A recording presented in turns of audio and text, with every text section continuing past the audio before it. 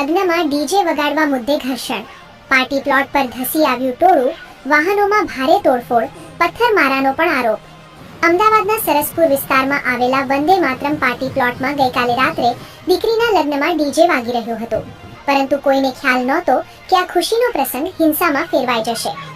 Party પ્લોટમાં લગ્નમાં DJ વાગી રહ્યું હતું, જે આસપાસના લોકોને ના ગમ્યું. જે બાદ ટોળું પાર્ટી પ્લોટ પર ધસી આવ્યું અને ગેટ આગળ જ બે જૂથ વચ્ચે ઘર્ષણ સર્જાયું.